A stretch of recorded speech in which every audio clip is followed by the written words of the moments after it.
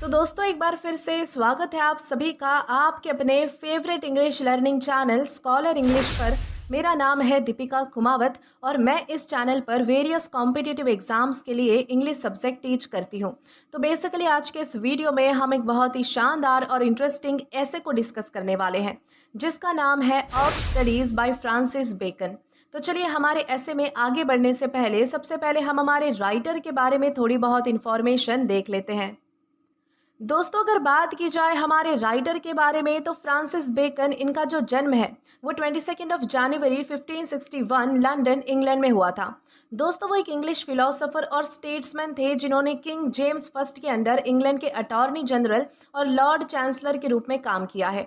दोस्तों बेकन ने natural philosophy के इम्पोर्टेंस पर जोर दिया जो कि साइंटिफिक मेथड से गाइडेड थी और उनके जो वर्क्स थे वो साइंटिफिक रिवॉल्यूशन के दौरान काफ़ी इन्फ्लुएंशियल यानी कि प्रभावी रहे।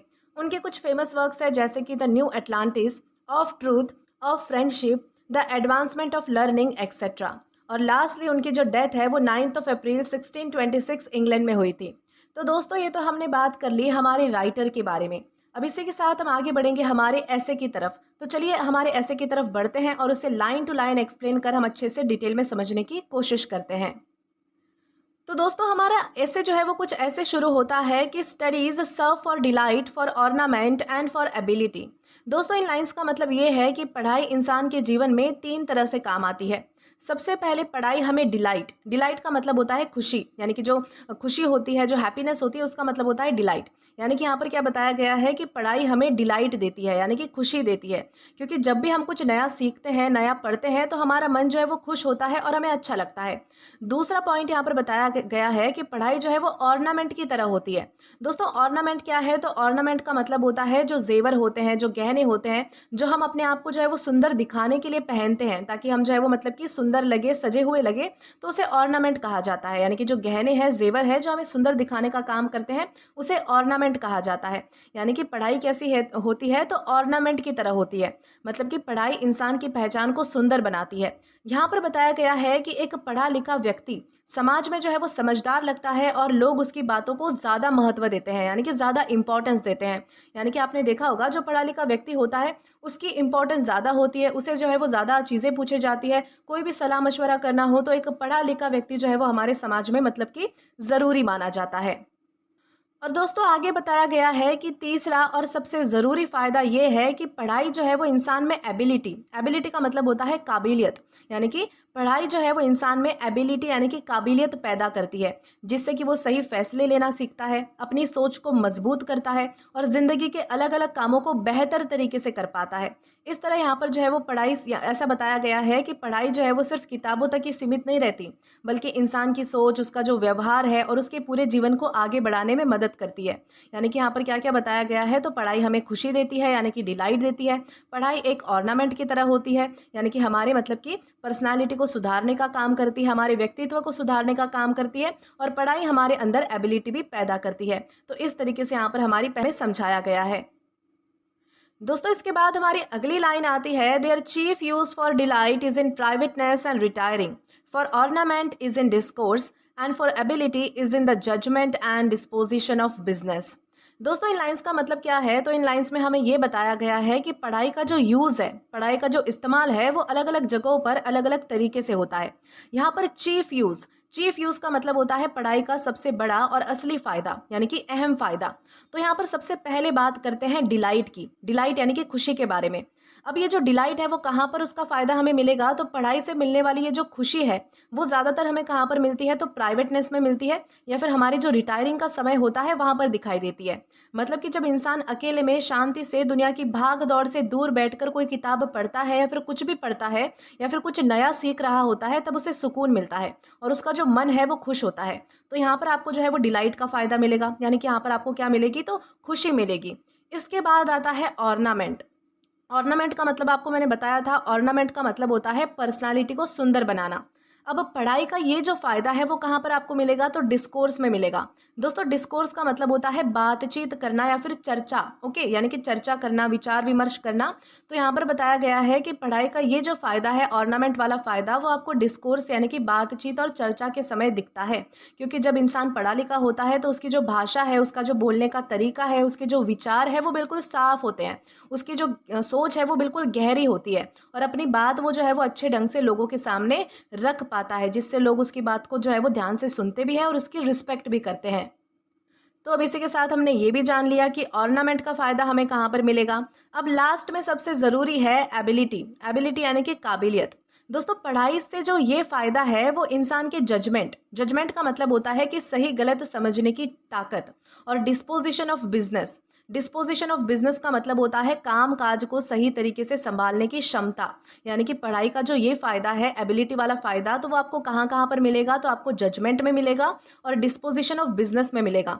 यानी कि जब आप सही गलत समझने की ताकत रखोगे या फिर आपका काम काज जो होगा उसमें अगर सही तरीके से संभालने की आप में क्षमता होगी, तब आपको जो है वो आपके अंदर एबिलिटी दिखेंगी। यानी कि आपको एबिलिटी का फ़ायदा महसूस होगा, जिससे कि आप जो है वो सही समय पर सही फैसले ले पाओगे या फिर अपने काम काज को जो है वो अच्छे ढंग से आगे बढ़ा पाओगे। इस तरह ये जो पूरी लाइन है वो हमें ये समझाती है कि पढ़ाई जो है वो हमारे अकेले समय में हमें खुशी देती है। बातचीत जब हम करते हैं तो हमारी पर्सनालिटी को निखारती है और ज़िंदगी के काम काज में हमें समझदार, कैपेबल और सफल बनाती है। तो इस तरीके से यहाँ पर हमारी इस लाइन में हमें समझाया गया है।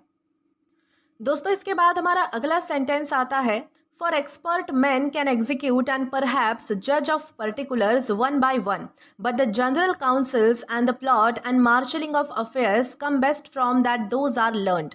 दोस्तों इस लाइन का सिंपल मतलब ये है कि एक्सपीरियंस और पढ़ाई, यानी कि यहाँ पर अब किसकी बात हो रही है, तो एक्सपीरियंस की, अनुभव की और पढ़ाई की बात हो रही है। तो यहाँ पर हमारे जो राइटर है वो कहते हैं कि एक्सपीरियंस और पढ़ाई दोनों ही अपनी अपनी जगह पर होती है। यानी कि जो लोग जो है वो किसी काम को काफ़ी समय से कर रहे हैं, काफ़ी टाइम से कर रहे होते हैं, उन्हें यहाँ पर इस लाइन में क्या कहा गया है, एक्सपर्ट मैन कहा गया है। यानी कि जो लोग जो है वो मतलब कि किसी फील्ड में बहुत ही लंबे समय से काम कर रहे हैं, तो उन्हें उस काम का अनुभव हो जाता है या फिर उनके पास उस काम का एक्सपीरियंस होता है, तो उन्हें यहाँ पर क्या कहा गया है, तो एक्सपर्ट मैन कहा गया है। तो ऐसे लोग जो होते हैं वो काम को ठीक से एग्जीक्यूट कर सकते हैं, यानी कि उस काम को क्या कर सकते हैं, तो उस काम को करके पूरा कर सकते हैं। और अगर बीच बीच में कोई छोटी छोटी प्रॉब्लम्स आ भी जाती है, जिन्हें यहाँ पर पर्टिकुलर्स कहा गया है हमारी लाइन में, तो वो उन्हें भी एक एक करके समझकर डिसीजन भी ले सकते हैं। यानी कि हमें क्या समझाया गया है कि जिन लोगों के पास अनुभव होता है तो वो क्या कर सकते हैं कि किसी भी काम को पूरा कर सकते हैं, और अगर उनके काम में छोटी मोटी कोई प्रॉब्लम आती है तो वो उसे भी जो है वो संभाल सकते हैं। लेकिन जब बात आती है बड़े लेवल के फैसलों की, जैसे कि किसी काम को जो है वो मतलब कि किसी काम के लिए ओवरऑल एडवाइस देना, फ्यूचर के लिए प्लानिंग करना, या फिर सारे कामों को सही ऑर्डर में सेट करना, ओके, जिसे यहाँ पर मार्शलिंग ऑफ अफेयर्स कहा गया है। मार्शलिंग ऑफ अफेयर्स का मतलब होता है कामों को सही ऑर्डर में सेट करना। तो ये सब जो काम होते हैं वो लोग बेहतर कर पाते हैं जो पढ़े लिखे होते हैं, जिनके पास नॉलेज और सोच दोनों होती है। मतलब कि सिंपल शब्दों में एक्सपीरियंस वाले लोग जो है वो डेली के काम करने में, छोटे मोटे डिसीजंस लेने में स्ट्रांग होते हैं, लेकिन बड़े बड़े फैसले लेना, दूर तक सोचना, पूरे काम को सही डायरेक्शन में ले जाना, तो ये सब जो काम होते हैं वो ज़्यादातर पढ़े लिखे और समझदार लोग ही अच्छे से कर पाते हैं, यहाँ पर ये बताया गया है। दोस्तों इसके बाद है, to spend too much time in studies is sloth, to use them too much for ornament is affection, to make judgment wholly by their rules is humor of scholar। दोस्तों इन लाइंस का सिंपल मतलब ये है कि पढ़ाई हमारे लिए बहुत ही ज़रूरी होती है, लेकिन उसका यूज़ सही तरीके से होना और बैलेंस होना उसमें ये भी बहुत ज़्यादा इंपॉर्टेंट है, वरना फ़ायदे की जगह हमें नुकसान भी हो सकता है। यानी कि अगर मान लीजिए कि कोई इंसान पढ़ाई के नाम पर बस किताबों में ही घुसा रहता है और अपने कामों को, अपनी जिम्मेदारियों को इग्नोर कर देता है, तो उसे यहाँ पर स्लॉथ यानी कि आलस कहा गया है, क्योंकि वो पढ़ाई को काम से बचने का बहाना बना लेता है। यानी कि पढ़ाई उसके लिए क्या है, तो किसी भी जिम्मेदारी से बचने का तरीका है, किसी भी काम से बचने का तरीका है। आगे ये भी बताया गया है कि अगर कोई इंसान पढ़ाई का यूज सिर्फ दिखावे के लिए करता है, मतलब कि बात बात पर अपना ज्ञान जताते रहना, सबको इम्प्रेस करने की कोशिश करना, सबको बताना कि मैं कितना ज़्यादा पढ़ा लिखा हूँ, मेरे पास कितनी ज़्यादा नॉलेज है, तो पढ़ाई ऐसे व्यक्ति के लिए जो है वो पढ़ाई क्या है, तो ऑर्नामेंट है, यानी कि सिर्फ सजावट बन जाती है, दिखावा करने का जरिया है, जिसे इस लाइन में अफेक्शन कहा गया है। और ऐसा इंसान जो है वो नेचुरल नहीं बल्कि बनावटी लगने लगता है। आगे बताया गया है कि अगर कोई आदमी हर डिसीजन लेते वक्त सिर्फ किताबों के रूल्स पर ही चले, बिना अपनी सोच समझ के, बिना अपने एक्सपीरियंस और सिचुएशन को देखे, तो उसे यहाँ पर ह्यूमर ऑफ स्कॉलर कहा गया है। मतलब कि पढ़ाई के चक्कर में उसकी जो सोच है वो कैसी हो चुकी है, तो थोड़ी नैरो हो चुकी है, यानी कि उसकी अपनी कोई सोच ही नहीं है। वो हर चीज़ के लिए किस पे डिपेंड रहता है, तो किताबों के रूल्स पर डिपेंड रहता है। यानी कि लाइफ के पर्सनल डिसीजन लेते वक्त भी उसे किसकी ज़रूरत पड़ती है, तो किताबों के रूल्स की ज़रूरत पड़ती है। दोस्तों, इस तरह ये जो लाइन है वो हमें ये समझाती है कि पढ़ाई हमारे लिए ज़रूरी तो है, लेकिन उसका यूज़ समझदारी और बैलेंस के साथ करना चाहिए, ना कि आलस के लिए, दिखावे के लिए या फिर बेकार के रूल्स में फंसने के लिए। यानी कि यहाँ पर क्या बताया गया है कि अगर आप जो है वो किसी चीज़ से बहुत ही ज़्यादा अटैच्ड हो, यानी कि पढ़ाई से अगर आप उसी चीज़ में घुसे रहते हो, तो वो आपके लिए क्या है, तो वो आपके लिए आलस है, क्योंकि आप जो है वो मतलब कि कामों से या फिर रिस्पॉन्सिबिलिटी से बचने का जरिया ढूंढ लेते हो। अगर आप जो है वो मतलब कि दिखावा कर रहे हो अपनी पढ़ाई का, तो वो आपके लिए ऑर्नामेंट है। और या फिर अगर आपको मतलब कि बिल्कुल भी पता नहीं है कि आपको क्या करना चाहिए, और आप जो है वो हर चीज़ के लिए जो है वो मतलब कि किताबों का सहारा लेते हो कि मुझे लाइफ में क्या करना चाहिए, तो वो आपके लिए क्या है, तो वो आपके लिए ह्यूमर ऑफ स्कॉलर है। यानी कि आपको जो है वो मतलब कि पढ़ाई तो आपके लिए बहुत ही ज़रूरी है, लेकिन उसका समझदारी और बैलेंस के साथ आपको यूज़ करना चाहिए, ना कि आलस के लिए, दिखावे के लिए या फिर बेकार के रूल में फंसने के लिए। तो इस तरीके से यहाँ पर बताया गया है। दोस्तों, इसके बाद है the perfect nature and are perfected by experience, for natural abilities are like natural plants that need pruning by study and studies themself do give forth direction too much at large except they be bounded in by experience. दोस्तों, इन lines का simple मतलब ये है कि पढ़ाई और experience दोनों मिलकर ही इंसान को पूरी तरह से डेवलप करते हैं। पढ़ाई इंसान की नेचुरल समझ और नेचर को बेटर बनाती है, और वही पढ़ाई जब रियल लाइफ के एक्सपीरियंस से मिलती है तो वो और भी ज़्यादा स्ट्रांग हो जाती है। यहाँ पर एक एग्जाम्पल दिया गया है कि इंसान की नेचुरल एबिलिटीज़, यानी कि जो काबिलियत उसे जन्म से मिलती है, वो बिल्कुल नेचुरल प्लांट्स की तरह होती है। जैसे अगर मान लीजिए कि पौधों पौधों को जो है वो मतलब कि बिना संभाले अगर आप छोड़ देते हो, तो वो तो या तो बेकार फैल जाते हैं या फिर ठीक से ग्रो नहीं करते। इसलिए उनकी प्रूनिंग, यानी कि उनकी काटना छाटना उनका ज़रूरी होता है। यानी कि आपको टाइम टाइम से जो है वो मतलब कि पेड़ों को काटना और छाटना पड़ता है, ताकि वो अच्छे से ग्रो करे, ओके, या फिर बेकार में फैले नहीं। बिल्कुल वैसे ही पढ़ाई जो है वो इंसान की सोच को प्रून करती है, यानी कि उसे सही डायरेक्शन देती है, गलत सोच को हटाकर समझ को क्लियर कर देती है। इतना तो पढ़ाई करती है, लेकिन साथ ही ये भी बताया गया है कि सिर्फ पढ़ाई पर ही डिपेंड करना ठीक नहीं होता है, क्योंकि पढ़ाई कई बार बहुत ही ज़्यादा जनरल रूल्स और एडवाइस दे देती है जो हर सिचुएशन में हमारे लिए फिट नहीं होते। इसलिए जब तक पढ़ाई को एक्सपीरियंस की लिमिट में, यानी कि प्रैक्टिकल जिंदगी के अनुभव के साथ नहीं जोड़ा जाता, तब तक वो पूरी तरह से यूजफुल नहीं बन पाती है। यानी कि दोस्तों, इस तरह ये जो लाइन है वो सिंपली हमें ये समझाती है कि इंसान की काबिलियत को पढ़ाई से शेप मिलता है, लेकिन पढ़ाई को सही, प्रैक्टिकल और इफेक्टिव बनाने के लिए एक्सपीरियंस का साथ होना बहुत ही ज़्यादा ज़रूरी है। यानी कि इस लाइन का सिंपल मतलब आपको इतना ध्यान रखना है कि पढ़ाई तो हमारे लिए बहुत ही ज़्यादा ज़रूरी है, लेकिन पढ़ाई के साथ हमें कुछ ना कुछ, किसी ना किसी चीज़ का एक्सपीरियंस भी होना ज़रूरी है, क्योंकि अगर हमारे पास एक्सपीरियंस नहीं है तो हमारी पढ़ाई बेकार है, क्योंकि हम बहुत ही ज़्यादा लॉजिकल या फिर रैशनल भी बन सकते हैं पढ़ाई की वजह से। और रियल लाइफ में जो है वो ये सारी चीज़ें इस तरीके से काम नहीं आती, उसके लिए हमें अनुभव, यानी कि एक्सपीरियंस की ज़रूरत पड़ती है। तो दोस्तों, इस तरीके से हमारे इस एक सेंटेंस में हमें समझाया गया है। दोस्तों, इसके बाद हमारा अगला सेंटेंस है, crafty man condemn studies, simple man admire them and vice man use them, for they teach not their own use, but that is a wisdom without them and above them Warne by observation. दोस्तों, इन lines का simple मतलब ये है कि लोगों का पढ़ाई के प्रति नज़रिया अलग अलग होता है। जो लोग क्राफ्टी मैन होते हैं, क्राफ्टी मैन यानी कि चतुर, थोड़े जो चालाक लोग होते हैं, वो पढ़ाई की क्रिटिसिज्म करते हैं, यानी कि पढ़ाई की निंदा करते हैं, क्योंकि उन्हें लगता है कि पढ़ाई सिर्फ रूल्स और किताब तक ही लिमिटेड है, और उन्हें उनके ये जो है वो मतलब कि कोई भी काम की नहीं है। इसलिए वो पढ़ाई को कभी भी फॉलो नहीं करते, यानी कि वो इस चीज़ को कभी भी फॉलो नहीं करते। दूसरी तरफ कौन से लोग आते हैं, तो सिंपल मैन आते हैं, यानी कि जो सीधे साधे आम लोग होते हैं हमारे जैसे। तो वो क्या करते हैं, तो पढ़ाई को एडमायर करते हैं, मतलब कि पढ़ाई की तारीफ करते हैं और उसे अच्छी चीज़ मानते हैं, लेकिन ये समझ नहीं पाते कि पढ़ाई को असली ज़िंदगी में कैसे यूज़ करना है, कैसे अप्लाई करना है। और फिर होते हैं वाइस मैन। वाइस मैन का मतलब है समझदार लोग, बुद्धिमान लोग, जो पढ़ाई का सही यूज़ करते हैं। मतलब कि वो सिर्फ किताब तक ही लिमिटेड नहीं रहते हैं, बल्कि जो सीखते हैं उसे अपने काम और फैसलों में भी यूज़ करते हैं, उसका फ़ायदा भी उठाते हैं और उसे अपनी असली ज़िंदगी में अप्लाई भी करते हैं। अब दोस्तों, यहाँ पर आगे एक और बात बताई गई है कि पढ़ाई जो है वो खुद अपना यूज़ पूरी तरीके से हमें नहीं सिखाती, यानी कि पढ़ाई जो है वो कभी भी हमें ये नहीं बताएगी कि मुझे यूज़ कैसे करना है। यानी कि पढ़ाई जो है वो हमें अपना यूज़ करने का पूरा तरीका कभी भी नहीं सिखाती। मतलब कि किताब सिर्फ नॉलेज देती है, ये नहीं बताती कि इसे रियल लाइफ में कैसे अप्लाई करना है। अब जो असली विज़डम यानी कि जो असली समझदारी होती है वो ये होती है कि जो पढ़ाई के साथ-साथ एक्सपीरियंस और ऑब्जर्वेशन से आती है। यानी कि ध्यान से देखने से आती है और समझने से आती है। मतलब जो इंसान अपनी आँखों से देखता है, अपनी अनुभव से सीखता है, वो पढ़ाई से भी ज़्यादा समझदार हो जाता है। सिंपल शब्दों में ये बताया गया है कि पढ़ाई हमारे लिए इम्पोर्टेंट है, लेकिन असली समझदारी वही है जो पढ़ाई और अनुभव दोनों से मिलकर आती है। इसलिए हमारे लिए जो है वो पढ़ाई भी इम्पोर्टेंट है और हमारे लिए एक्सपीरियंस भी इम्पोर्टेंट है, क्योंकि अगर हम एक्सपीरियंस से सीखेंगे या फिर ऑब्जर्व करेंगे हमारे आसपास की चीज़ों को, तभी हम जो है वो पढ़ाई से भी और भी ज़्यादा समझदार बन पाएंगे। तो इस तरीके से यहाँ पर हमें समझाया गया है। दोस्तों इसके बाद आगे कहा गया है, read not to contradict and confute, nor to believe and take for granted, nor to find talk and discourse, but to weigh and consider. दोस्तों इन लाइंस का सिंपल मतलब ये है कि पढ़ाई का सही तरीका क्या होना चाहिए। यानी कि अब हमारे जो राइटर है वो हमें जो है वो पढ़ाई का सही तरीका बताएंगे। यहाँ पर बताया गया है कि पढ़ाई का मतलब जो है वो सिर्फ किसी की बात को गलत साबित करना या फिर डिबेट में जीतना नहीं होना चाहिए, जिसे यहाँ पर कॉन्ट्राडिक्ट एंड कन्फ्यूट कहा गया है।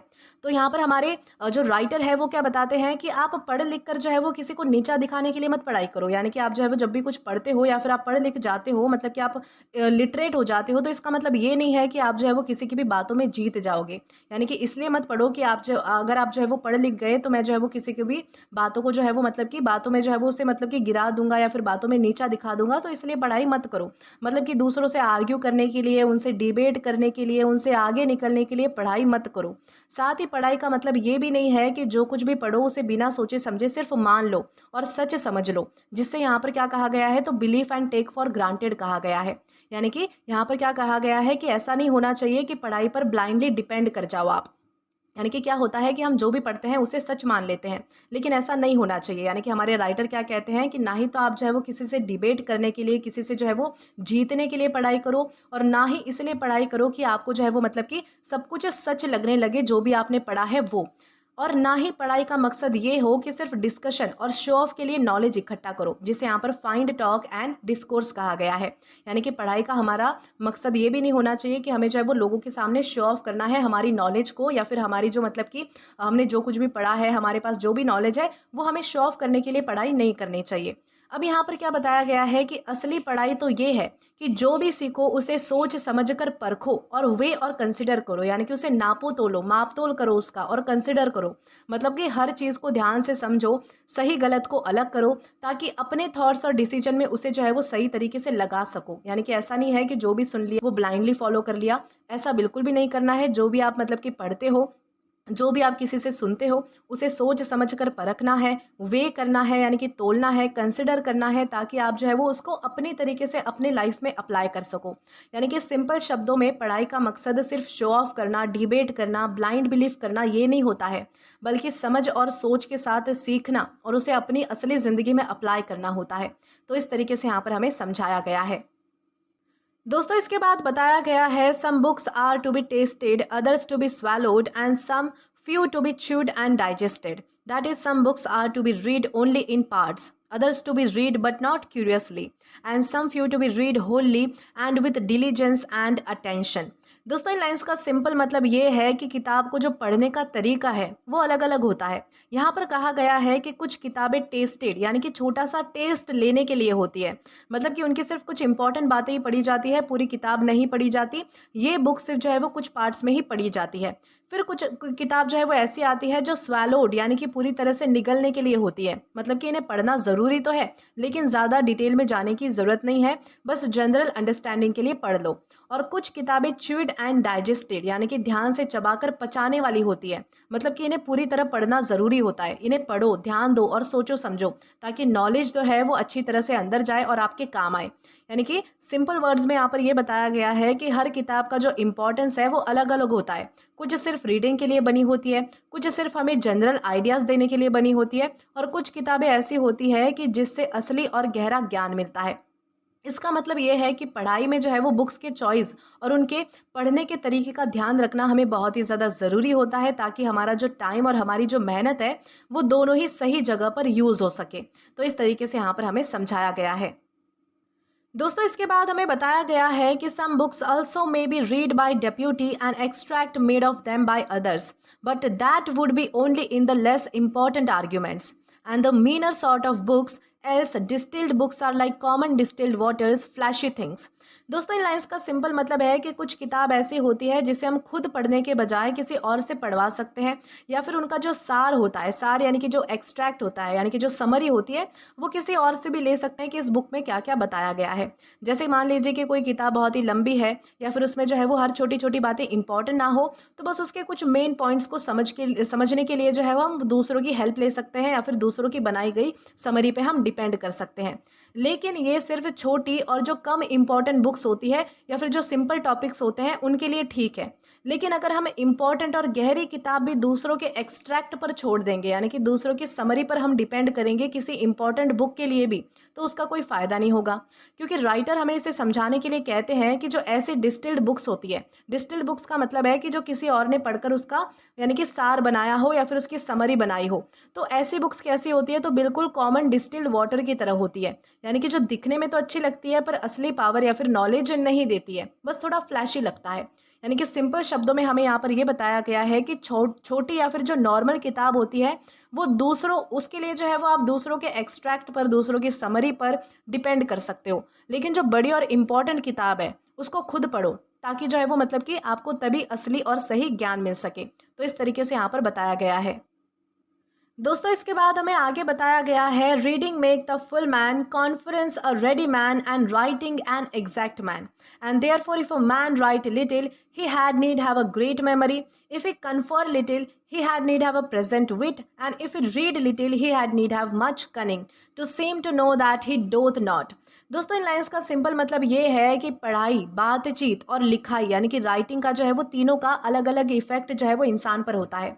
Reading make the full man, यानी कि यहाँ पर बताया गया है कि जो इंसान पढ़ता है उसकी सोच और ज्ञान जो है वो पूरा होता है, उसके अंदर जो है वो नॉलेज और अंडरस्टैंडिंग बढ़ जाती है। कॉन्फ्रेंस और रेडी मैन, यानी कि दूसरों से बातचीत और डिस्कशन इंसान को तेज और रेडी बनाते हैं। यानी कि अगर आप जो है वो दूसरों से बातचीत करोगे, डिस्कशन करोगे, तो आपका जो दिमाग है वो तेज और रेडी बन जाएगा, मतलब कि आप जो है वो जल्दी से सोच पाओगे और जवाब भी जल्दी दे पाओगे। देन आता है राइटिंग एन एग्जैक्ट मैन, यानी कि लिखने से इंसान अपने थॉट्स को क्लियरली और एक्यूरेटली एक्सप्रेस करना सीखता है, मतलब कि राइटिंग उसे प्रिसाइज और सही बनाती है।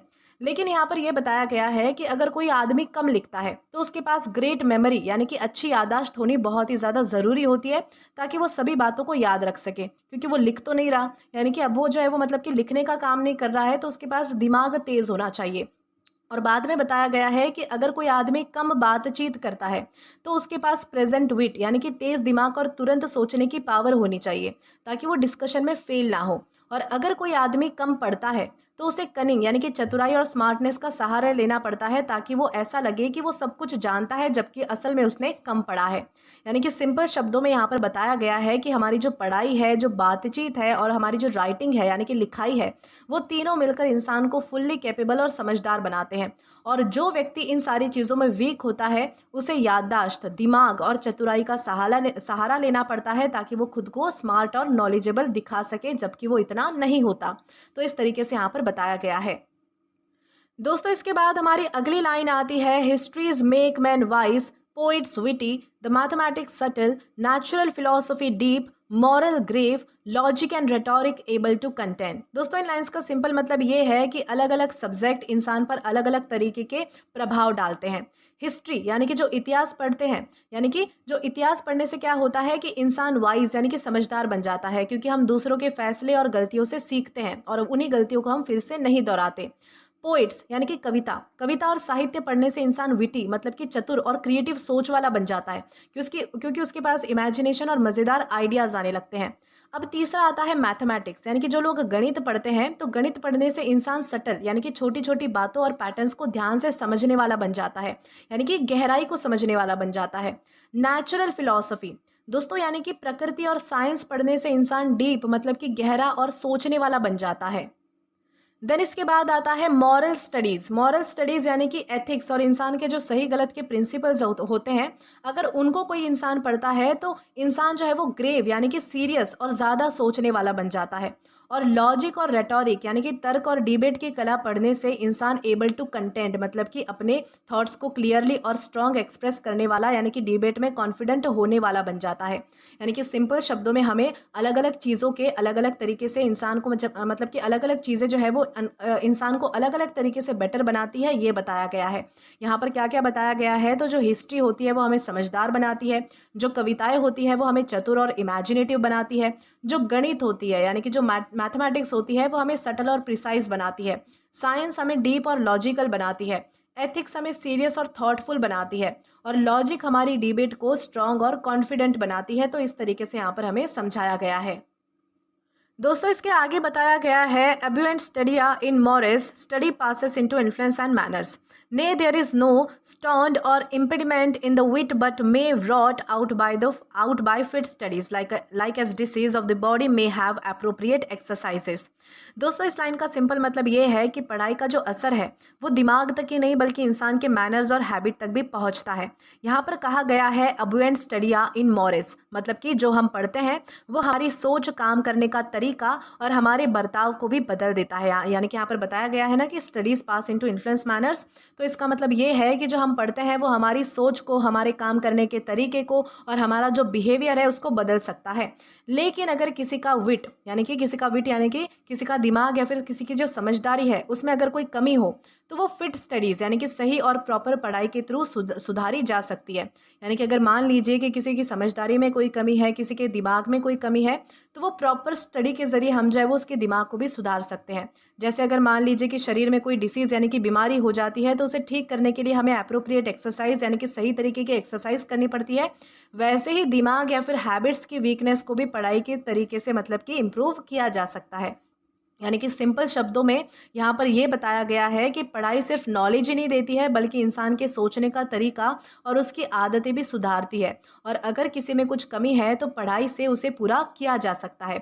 बिल्कुल वैसे ही जैसे बीमार शरीर को प्रॉपर एक्सरसाइज से हम ठीक कर सकते हैं, वैसे ही अगर किसी के दिमाग में कमी है, किसी की सोच में कमी है, किसी के मतलब कि विट में यानी कि मतलब कि किसी के समझदारी में कोई कमी है, तो उसे भी हम जो है वो प्रॉपर स्टडीज से मतलब कि ठीक कर सकते हैं। इस तरीके से यहाँ पर बताया गया है। दोस्तों इसके बाद बताया गया है bowling is good for stone and range, shooting for the lungs and breast, gentle walking for stomach, riding for the head and the like. So if a man's wit be wandering, let him study the mathematics, for in demonstration if his wit be calling away never so little, he must begin again. If his wit be not apt to distinguish and find differences, let him study the schoolmen, for they are simony sectors, splitter of the hairs। यानी कि इस line का simple मतलब ये है कि जैसे body को फिट और हेल्दी रखने के लिए अलग अलग तरीके की एक्सरसाइज ज़रूरी होती है, वैसे ही दिमाग को या फिर हमारी बुद्धि को तेज़ और स्ट्रॉन्ग बनाने के लिए अलग अलग टाइप की पढ़ाई करनी चाहिए। राइटर पहले बॉडी के एग्जाम्पल्स देते हैं, जैसे कि जो बॉलिंग करना होता है तो उससे हमारी किडनी और स्टोन यानी कि हमारे जो गुर्दे हैं और हमारी जो किडनी है वो मजबूत होते हैं। शूटिंग करने से जो है वो लंग्स और चेस्ट यानी कि हमारे जो फेफड़े हैं या फिर हमारा जो सीना है वो स्ट्रांग होते हैं।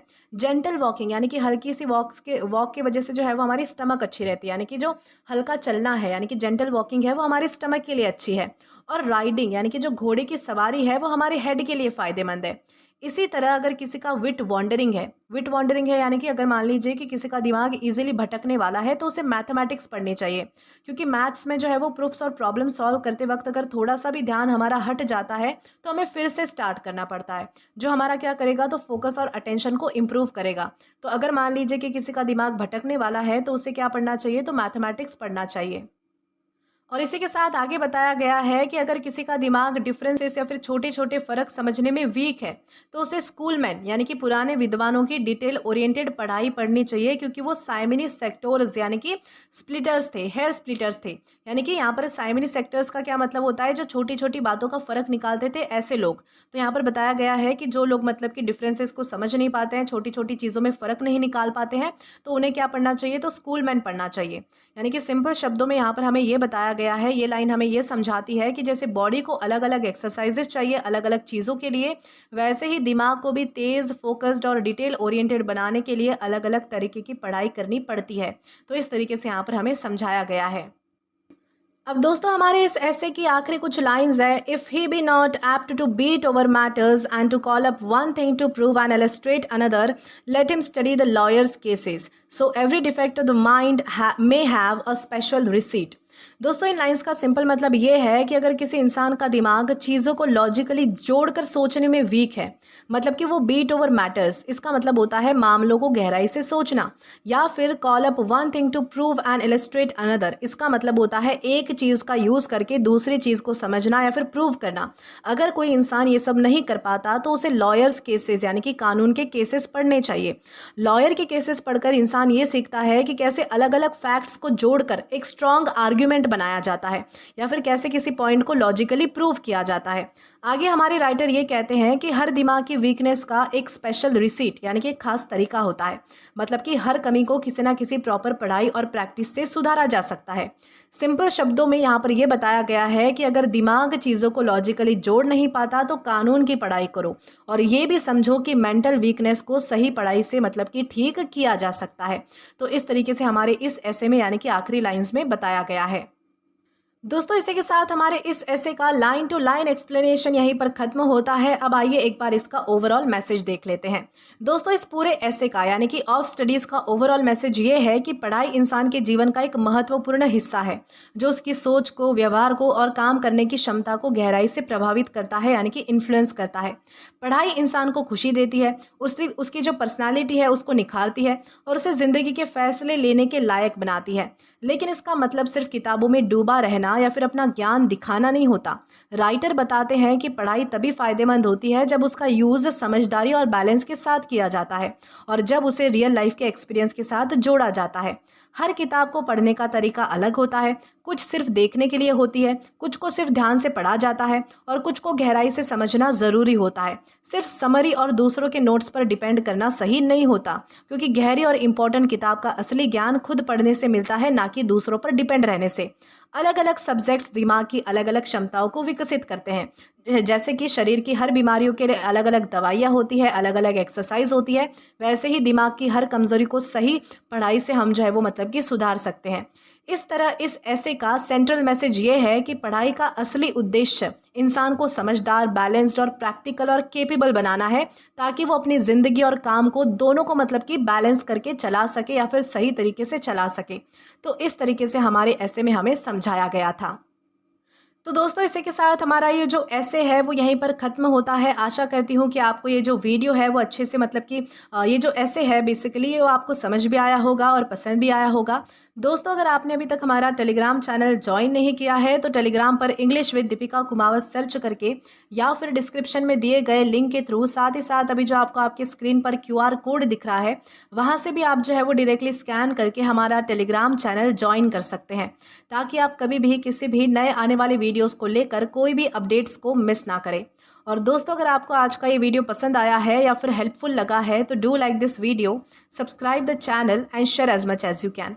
और अगर आपने इससे पहले वाले वीडियोस नहीं देखे हैं तो यहाँ पर मैंने एक प्लेलिस्ट प्रोवाइड कर दी है, जहाँ पर आप क्लिक करके वो सभी पहले वाले वीडियोस भी देख सकते हैं और एक्सप्लोर कर सकते हैं। Till then keep learning. Thank you.